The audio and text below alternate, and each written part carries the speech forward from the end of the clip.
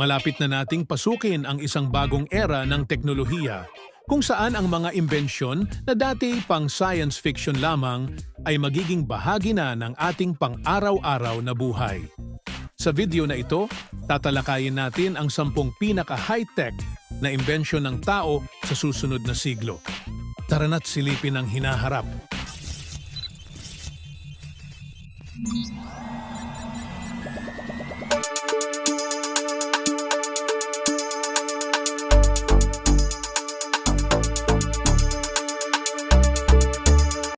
Quantum computing. Una sa listahan natin ang quantum computing, ang susunod na hakbang sa pagpoproseso ng data. Ang mga quantum computers ay mas mabilis ng milyon-milyong beses kaysa sa mga traditional computers ngayon. Magagawa nitong lutasin ang mga problema sa seconds na hindi kayang gawin ng kahit anong supercomputer ngayon. Mula sa pag-decode ng DNA hanggang sa pagpapabilis ng artificial intelligence. Artificial General Intelligence, AGI. Sa hinaharap, inaasahang makakagawa ang tao ng AGI o Artificial General Intelligence, mga AI systems na kayang gumawa ng mga desisyon at mag-isip katulad ng isang tao. Kung ang kasalukuyang AI ay limitado sa mga tiyak na gawain, ang AGI ay magkakaroon ng kakayahan na matuto at mag-adapt sa anumang sitwasyon na parang tunay na isip. Nanotechnology. Ang nanotechnology ang susi sa mga makabagong solusyon sa kalusugan at agham. Sa susunod na siglo, ang mga nanobots ay maaaring maglakbay sa loob ng katawan ng tao upang mag-repair ng mga cells, mag-deliver ng gamot, o labanan ang mga sakit tulad ng cancer mula sa loob mismo ng katawan. Space-based solar power. Ang hinaharap ng renewable energy ay hindi na lang sa lupa, kundi sa kalawakan. Ang space-based solar power ay magbibigay daan sa pagkolekta ng enerhiya mula sa araw nang walang epekto ng mga ulap o gabi.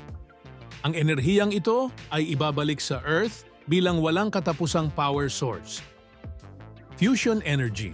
Isa sa mga pinakaaabangan ay ang fusion energy.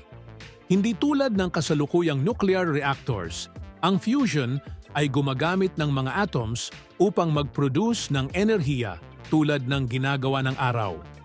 Ito ang potensyal na pinakamalinis, pinakaligtas, at walang katapusang enerhiya para sa buong planeta. Brain-Computer Interfaces, BCI. Sa hinaharap, hindi mo na kailangan ng keyboard o mouse para makipag-ugnayan sa mga computer. Ang Brain-Computer Interfaces o BCI ay magbibigay sa atin ng kakayahang kontrolin ang mga device gamit lamang ang ating mga isip. Imagine, magagamit mo na ang iyong utak para mag-surf sa internet, maglaro o makipag-chat, lahat hands-free. Self-healing materials. Ang mga self-healing materials ay isa sa mga pinaka-innovative na imbensyon sa hinaharap.